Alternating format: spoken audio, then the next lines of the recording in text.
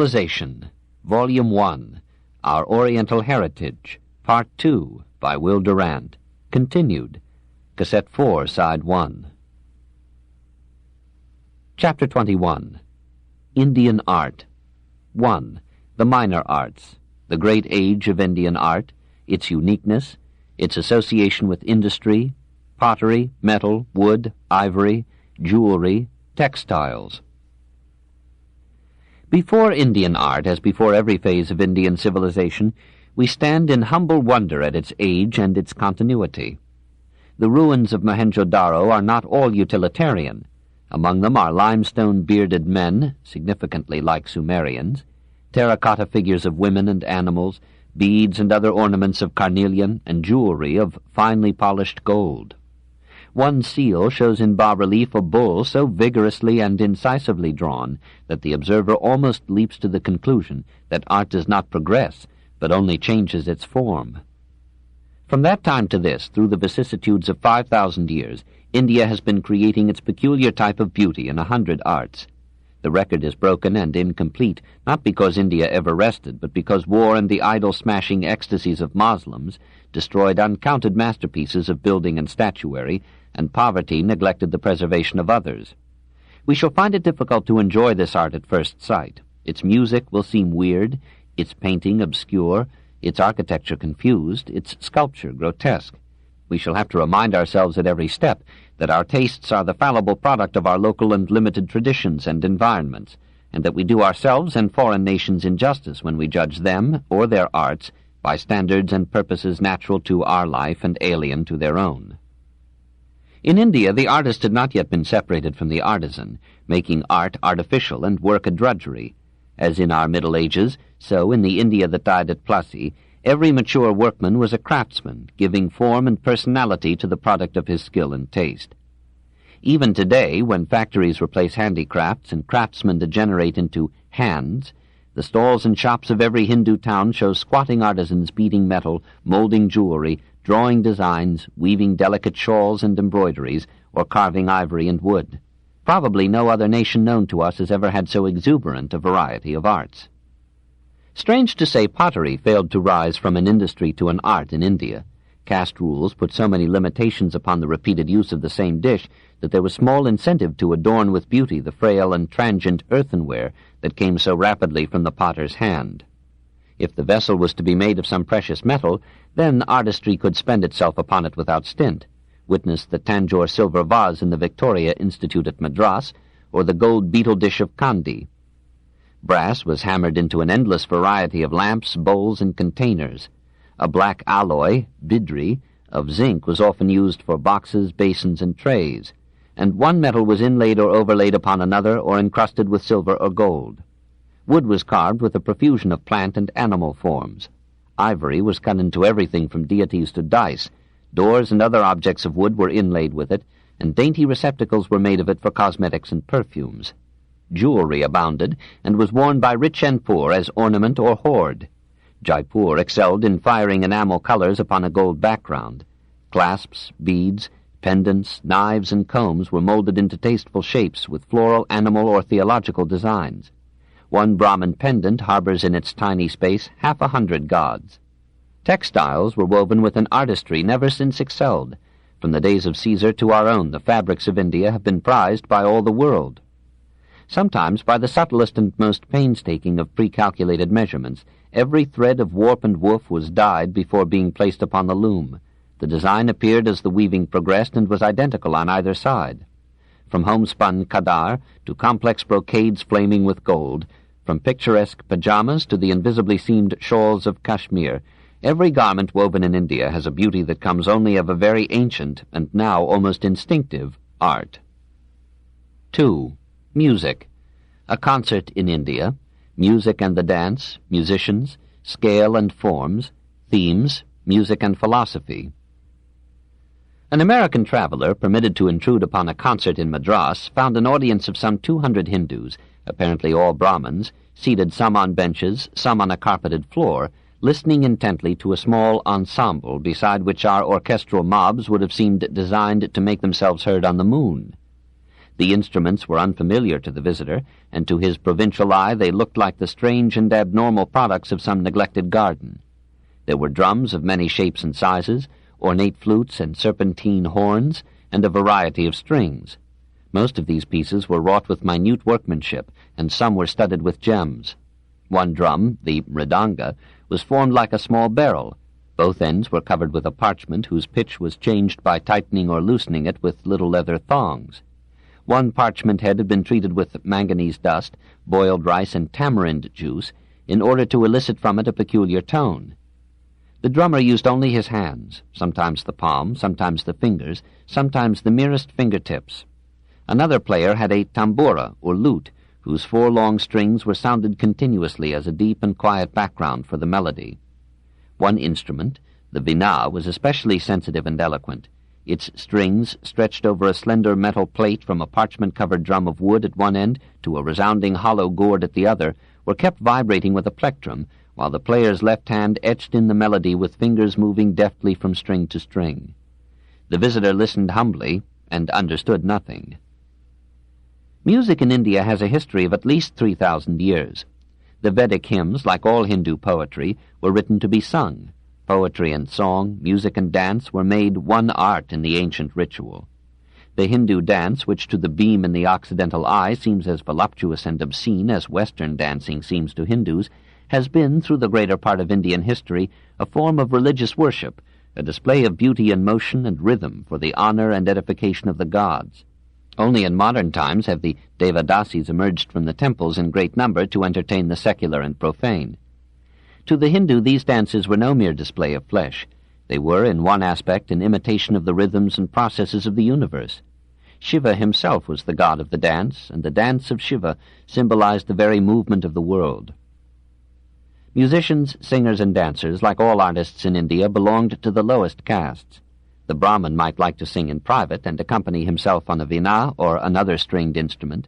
He might teach others to play or sing or dance, but he would never think of playing for hire or of putting an instrument to his mouth. Public concerts were, until recently, a rarity in India. Secular music was either the spontaneous singing or thrumming of the people, or it was performed, like the chamber music of Europe, before small gatherings in aristocratic homes. Akbar, himself skilled in music, had many musicians at his court.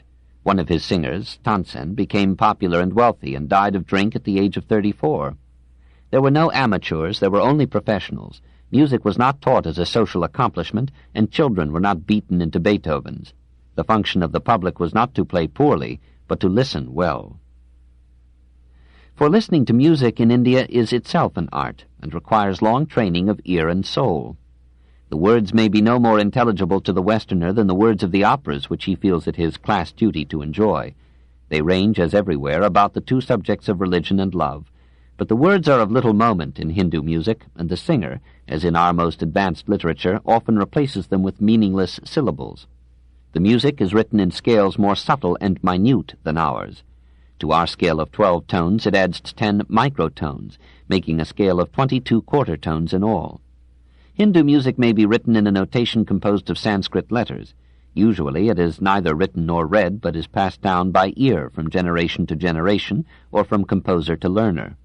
It is not separated into bars, but glides in a continuous legato which frustrates a listener accustomed to regular emphases or beats. It has no chords, and does not deal in harmony. It confines itself to melody, with perhaps a background of undertones.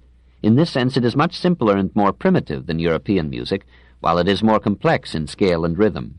The melodies are both limited and infinite. They must all derive from one or another of the 36 traditional modes or airs, but they may weave upon these themes an endless and seamless web of variation. Each of these themes, or ragas, consists of 5, 6, or 7 notes, to one of which the musician constantly returns. Each raga is named from the mood that it wishes to suggest: dawn, spring, evening beauty, intoxication, etc., and is associated with a specific time of the day or the year. Hindu legend ascribes an occult power to these ragas. So it is said that a Bengal dancing girl ended a drought by singing, as a kind of raindrop prelude, the Meghmala raga, or rain-making theme. Their antiquity has given the ragas a sacred character. He who plays them must observe them faithfully, as forms enacted by Shiva himself. More strictly speaking, there are 6 ragas, or basic themes, each with 5 modifications called ragini. Raga means color, passion, mood. Ragini is its feminine form. One player, Narada, having performed them carelessly, was ushered into hell by Vishnu, and was shown men and women weeping over their broken limbs. These, said the god, were the ragas and raginis distorted and torn by Narada's reckless playing. Seeing which, we are told, Narada sought more humbly a greater perfection in his art. The Indian performer is not seriously hampered by the obligation to remain faithful to the raga that he has chosen for his program, any more than the Western composer of sonatas or symphonies is hampered by adhering to his theme. In either case, what is lost in liberty is gained in access to coherence of structure and symmetry of form. The Hindu musician is like the Hindu philosopher. He starts with the finite and sends his soul into the infinite. He embroiders upon his theme until, through an undulating stream of rhythm and recurrence, even through a hypnotizing monotony of notes, he has created a kind of musical yoga, a forgetfulness of will and individuality, of matter, space, and time. The soul is lifted into an almost mystic union with something deeply interfused, some profound, immense, and quiet being, some primordial and pervasive reality that smiles upon all striving wills, all change and death. Probably we shall never care for Hindu music and never comprehend it until we have abandoned striving for being, progress for permanence, desire for acceptance, and motion for rest. This may come when Europe again is subject and Asia again is master, but then Asia will have tired of being, permanence, acceptance, and rest. 3. Painting. Prehistoric, the frescoes of Ajanta, Rajput miniatures, the Mughal school, the painters, the theorists. A provincial is a man who judges the world in terms of his parish and considers all unfamiliar things barbarous. It is told of the Emperor Jehangir, a man of taste and learning in the arts, that when he was shown a European painting he rejected it summarily. Being in oil, he liked it not. It is pleasant to know that even an emperor can be a provincial, and that it was as difficult for Jehangir to enjoy the oil painting of Europe as it is for us to appreciate the miniatures of India. It is clear from the drawings in red pigment of animals and a rhinoceros hunt in the prehistoric caves of Singhanpur and Mirzapur that Indian painting has had a history of many thousands of years. Palettes with ground colors ready for use abound among the remains of Neolithic India. Great gaps occur in the history of the art, because most of the early work was ruined by the climate, and much of the remainder was destroyed by Moslem idol-breakers from Mahmud to Aurangzeb. The Vinaya Pitaka, circa 300 BC, refers to King Pasedana's palace as containing picture galleries, and Fa Hien and Yuan Chuang describe many buildings as famous for the excellence of their murals, but no trace of these structures remains. One of the oldest frescoes in Tibet shows an artist painting a portrait of Buddha. The later artist took it for granted that painting was an established art in Buddha's days. The earliest datable Indian painting is a group of Buddhist frescoes, circa 100 BC, found on the walls of a cave in Sirguya, in the central provinces. From that time on, the art of fresco painting, that is, painting upon freshly laid plaster before it dries, progressed step by step until on the walls of the caves at Ajanta it reached a perfection never excelled even by Giotto or Leonardo. These temples were carved out of the rocky face of a mountainside at various periods, from the 1st to the 7th century A.D. For centuries they were lost to history and human memory after the decay of Buddhism. The jungle grew about them and almost buried them. Bats, snakes, and other beasts made their home there, and 1,000 varieties of birds and insects fouled the paintings with their waste. In 1819, Europeans stumbled into the ruins and were amazed to find on the walls frescoes that are now ranked among the masterpieces of the world's art. The temples have been called caves, for in most cases they are cut into the mountains. Cave number 16, for example, is an excavation 65 feet each way, upheld by 20 pillars. Alongside the central hall are 16 monastic cells. A porticoed veranda adorns the front, and a sanctuary hides in the back. Every wall is covered with frescoes.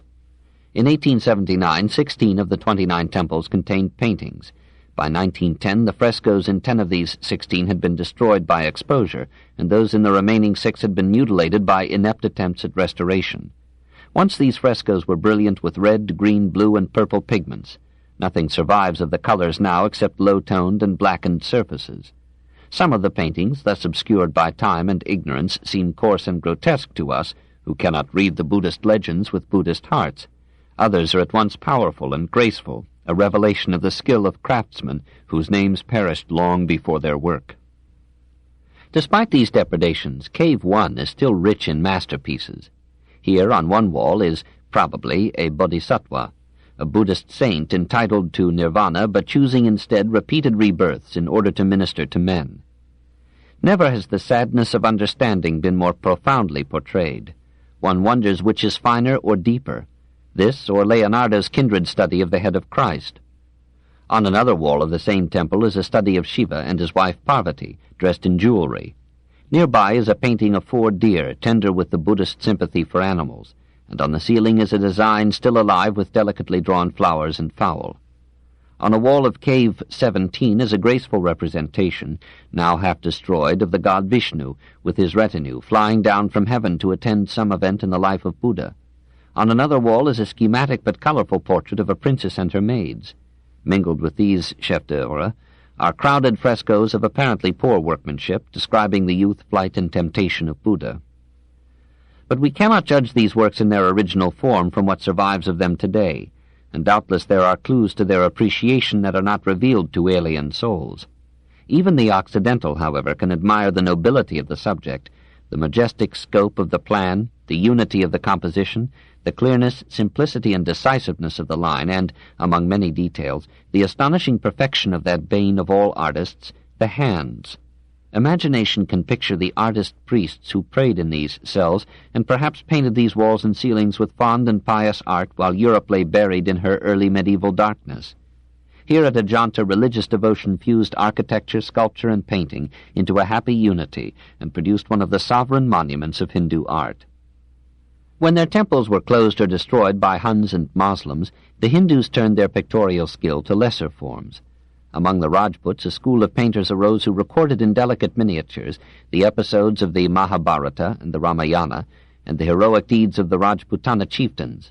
Often they were mere outlines, but always they were instinct with life and perfect in design. There is in the Museum of Fine Arts at Boston a charming example of this style, symbolizing one of the ragas of music by means of graceful women, a stately tower, and a lowering sky. Another example in the Art Institute of Detroit represents with unique delicacy a scene from the Gita Govinda. The human figures in these and other Hindu paintings were rarely drawn from models. The artist visualized them out of imagination and memory. He painted, usually in brilliant tempera, upon a paper surface. He used fine brushes made from the most delicate hairs that he could get from the squirrel, the camel, the goat, or the mongoose, and he achieved a refinement of line and decoration that delight even the foreign and inexpert eye. Similar work was done in other parts of India, especially in the state of Kangra. Another variety of the same genre developed under the Mughals at Delhi. Rising out of Persian calligraphy and the art of illuminating manuscripts, this style grew into a form of aristocratic portraiture corresponding, in its refinement and exclusiveness, to the chamber music that flourished at the court. Like the Rajput school, the Mughal painters strove for delicacy of line, sometimes using a brush made from a single hair, and they too rivaled one another in the skillful portrayal of the hand. But they put more color into their drawings and less mysticism. They seldom touched religion or mythology. They confined themselves to the earth and were as realistic as caution would permit. Their subjects were living men and women of imperial position and temper, not noted for humility. One after another these dignitaries sat for their portraits until the picture galleries of that royal dilettante Jehangir were filled with the likenesses of every important ruler or courtier since the coming of Akbar to the throne. Akbar was the first of his dynasty to encourage painting. At the end of his reign, if we may believe Abu el-Fazl, there were 100 masters in Delhi and 1,000 amateurs. Jehangir's intelligent patronage developed the art and widened its field from portraiture to the representation of hunting scenes and other natural backgrounds for the human figure, which still dominated the picture. One miniature shows the emperor himself almost in the claws of a lion that has clambered upon the rump of the imperial elephant and is reaching for the royal flesh, while an attendant realistically takes to his heels. Under Shah Jahan, the art reached its height and began to decline. As in the case of Japanese prints, the widened popularity of the form gave it at once a wider audience and a less exacting taste. Aurangzeb, by restoring the strict rule of Islam against images, completed the decay. Through the intelligent beneficence of the Mughal kings, Indian painters enjoyed at Delhi a prosperity that they had not known for many centuries. The Guild of Painters, which had kept itself alive from Buddhist times, renewed its youth, and some of its members escaped from the anonymity with which time's forgetfulness and Hindu negligence of the individual cover most Indian art. Out of 17 artists considered preeminent in Akbar's reign, 13 were Hindus. The most favored of all the painters of the great Mogul's court was Dasvant, whose lowly origin as the son of a palanquin-bearer aroused no prejudice against him in the eyes of the emperor. The youth was eccentric and insisted on drawing pictures wherever he went and on whatever surface he found at hand. Akbar recognized his genius and had his own drawing master teach him. The boy became in time the greatest master of his age, but at the height of his fame he stabbed himself to death. Wherever men do things, other men will arise who will explain to them how things should be done. The Hindus, whose philosophy did not exalt logic, loved logic nonetheless, and delighted to formulate in the strictest and most rational rules the subtle procedure of every art. So, early in our era, the Sandanga, or 6 limbs of Indian painting, laid down, like a later and perhaps imitative Chinese, 6 canons of excellence in pictorial art. 1. The knowledge of appearances. 2. Correct perception, measure, and structure. 3. The action of feelings on forms. 4. The infusion of grace or artistic representation. 5. Similitude. And 6. An artistic use of brush and colors. Later, an elaborate aesthetic code appeared, the Shilpashastra, in which the rules and traditions of each art were formulated for all time. The artist, we are told, should be learned in the Vedas, delighting in the worship of God, faithful to his wife, avoiding strange women, and piously acquiring a knowledge of various sciences. We shall be helped in understanding Oriental painting if we remember, first, that it seeks to represent not things but feelings, and not to represent but to suggest, that it depends not on color but on line, that it aims to create aesthetic and religious emotion rather than to reproduce reality, that it is interested in the soul or spirit of men and things rather than in their material forms. Try as we will, however, we shall hardly find in Indian painting the technical development or range and depth of significance that characterized the pictorial art of China and Japan. Certain Hindus explain this very fancifully. Painting decayed among them, they tell us, because it was too easy. It was not a sufficiently laborious gift to offer to the gods. Perhaps pictures, so mortally frail and transitory, did not quite satisfy the craving of the Hindu for some lasting embodiment of his chosen deity. Slowly, as Buddhism reconciled itself to imagery, and the Brahmanic shrines increased and multiplied, painting was replaced by statuary, color and line by lasting stone. 4. Sculpture. Primitive, Buddhist, Gandhara, Gupta, colonial, estimate. We cannot trace the history of Indian sculpture from the statuettes of Mohenjo-daro to the age of Ashoka, but we may suspect that this is a gap in our knowledge rather than in the art. Perhaps India, temporarily impoverished by the Aryan invasions, reverted from stone to wood for its statuary, or perhaps the Aryans were too intent upon war to care for art. The oldest stone figures surviving in India go back only to Ashoka, but these show a skill so highly developed that we cannot doubt that the art had then behind it many centuries in growth. Buddhism set up definite obstacles to both painting and statuary in its aversion to idolatry and secular imagery. Buddha forbade imaginative drawings painted in figures of men and women, and under this almost mosaic prohibition, pictorial and plastic art suffered in India, as it had done in Judea and was to do in Islam. Gradually, this Puritanism seems to have relaxed as Buddhism yielded its austerity and partook more and more of the Dravidian passion for symbol and myth. When the art of carving appears again, circa 200 B.C., in the stone bas-reliefs on the rails enclosing the Buddhist stupas or burial mounds at Bodh Gaya and Barhut, it is as a component part of an architectural design rather than as an independent art. And to the end of its history, Indian sculpture remained for the most part an accessory to architecture and preferred relief to carving in the round. An exception outweighing this generalization was the copper colossus of Buddha, 80 feet high, which Yuan Chuang saw at Pataliputra. Through Yuan and other Far Eastern pilgrims to India, this may have been one ancestor of the great Buddhas at Nara and Kamakura in Japan. In the Jain temples at Mathura and the Buddhist shrines at Amaravati and Ajanta, this art of relief reached a high point of perfection. The rail at Amaravati, says a learned authority, is the most voluptuous and most delicate flower of Indian sculpture. Meanwhile, in the province of Gandhara in northwestern India, another type of sculpture was developing under the patronage of the Kushan kings. This mysterious dynasty, which came suddenly out of the north, probably from Hellenized Bactria, brought with it a tendency to imitate Greek forms. The Mahayana Buddhism that captured the Council of Kanishka opened the way by rescinding the prohibition of imagery. Under the tutelage of Greek instructors, Hindu sculpture took on for a time a smooth Hellenistic face. Buddha was transformed into the likeness of Apollo and became an aspirant to Olympus. Drapery began to flow about Hindu deities and saints in the style of Phidias's pediments, and pious bodhisattvas rubbed elbows with jolly drunken Sileni. Idealized and almost effeminate representations of the master and his disciples were offset with horrible examples of decadent Greek realism, like the starving Buddha of Lahore, in which every rib and tendon is shown underneath a feminine face with ladylike coiffure and masculine beard. This Greco-Buddhist art impressed Yuan Chuang, and through him and later pilgrims found its way into China, Korea, and Japan. But it had little influence upon the sculptural forms and methods of India itself. When, after some centuries of flourishing activity, the Gandhara school passed away, Indian art came to life again under Hindu rulers, took up the traditions left by the native artists of Bharhut, Amaravati, and Mathura, and paid scant attention to the Greek interlude at Gandhara. Sculpture, like nearly everything else in India, prospered under the Gupta line. Buddhism had now forgotten its hostility to images, and a reinvigorated Brahmanism encouraged symbolism and the adornment of religion with every art.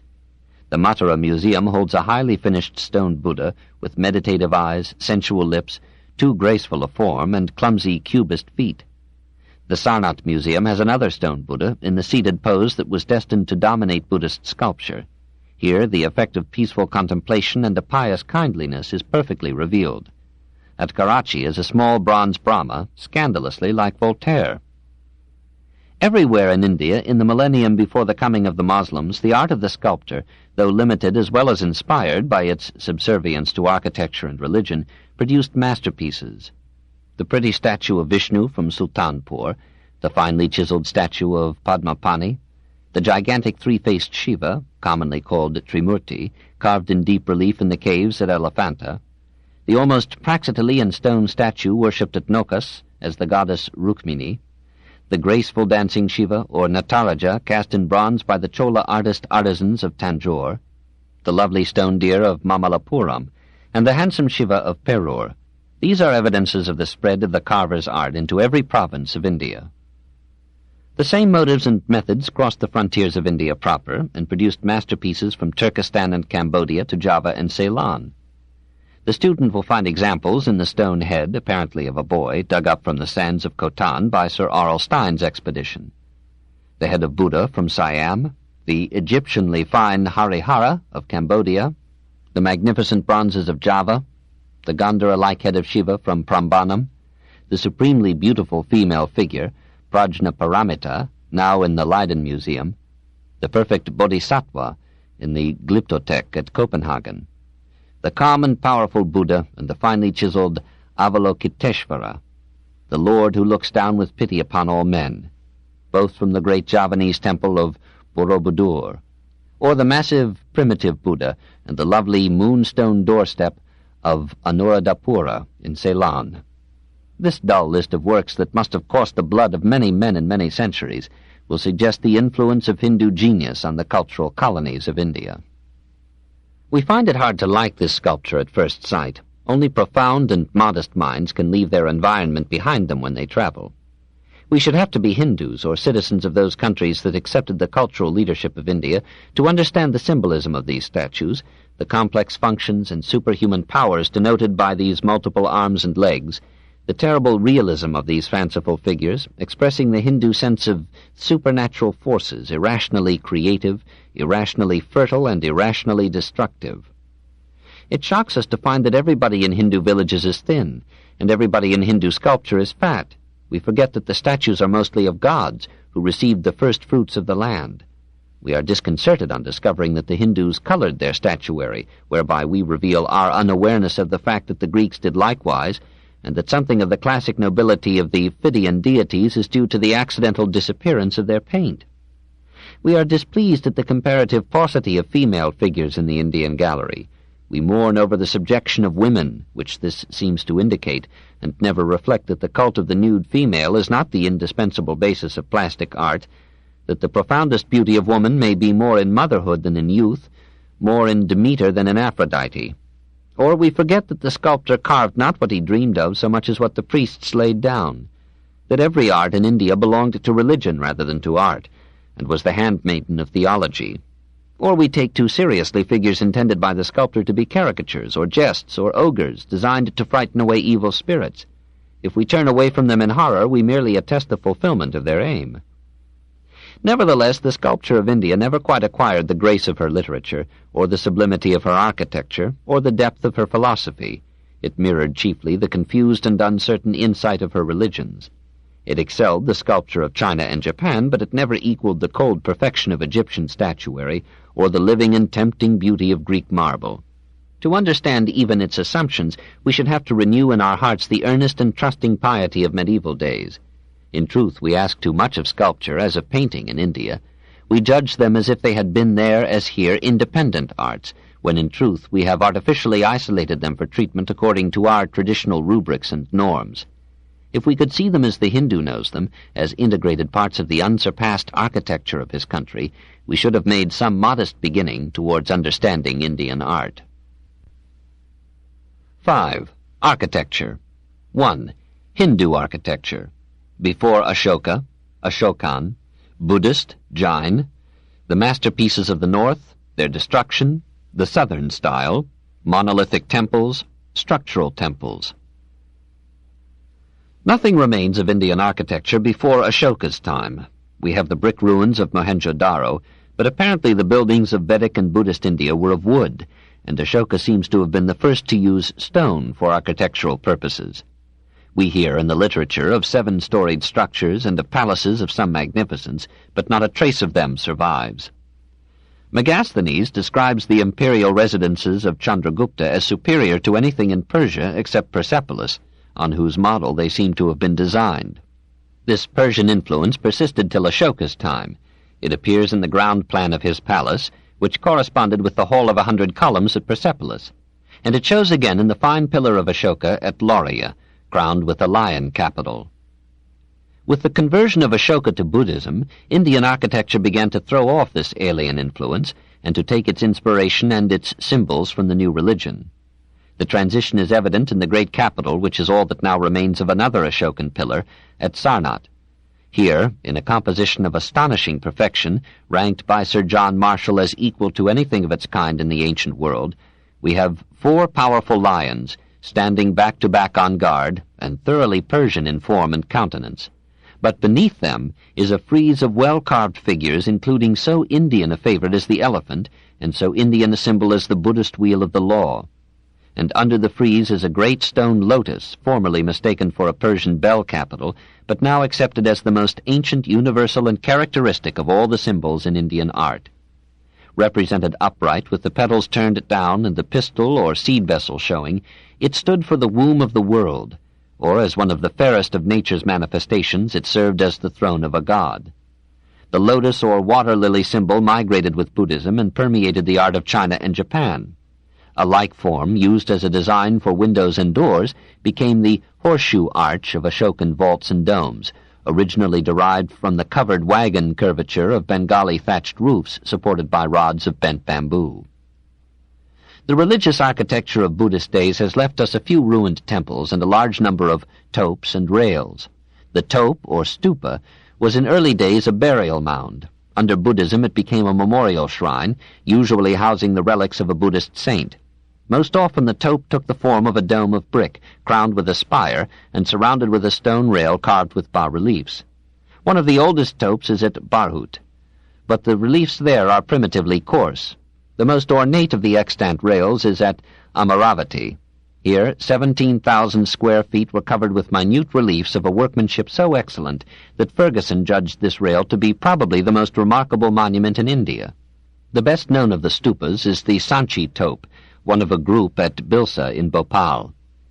The stone gates apparently imitate ancient wooden forms and anticipate the pilus or toriais that usually mark the approach to the temples of the Far East.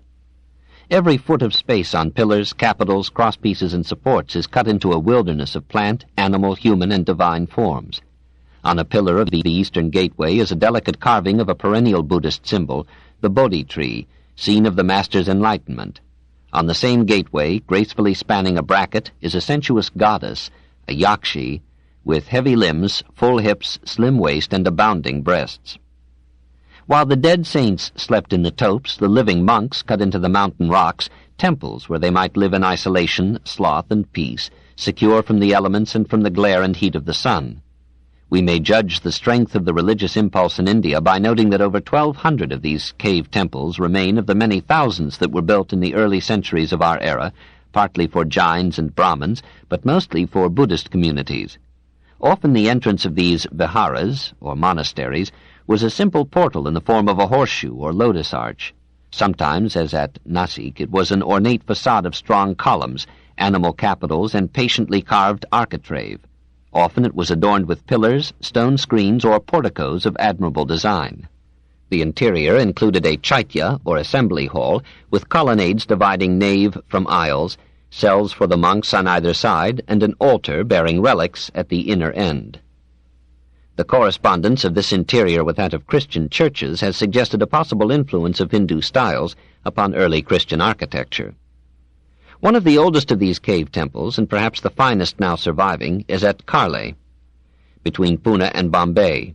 Here, Hinayana Buddhism achieved its chef-d'oeuvre. The caves at Ajanta, besides being the hiding place of the greatest of Buddhist paintings, rank with Karle as examples of that composite art, half architecture and half sculpture, which characterizes the temples of India.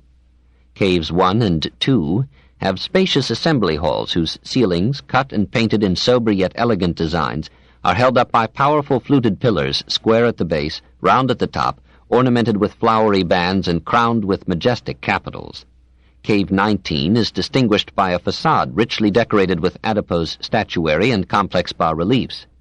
In Cave 26, gigantic columns rise to a frieze crowded with figures which only the greatest religious and artistic zeal could have carved in such detail.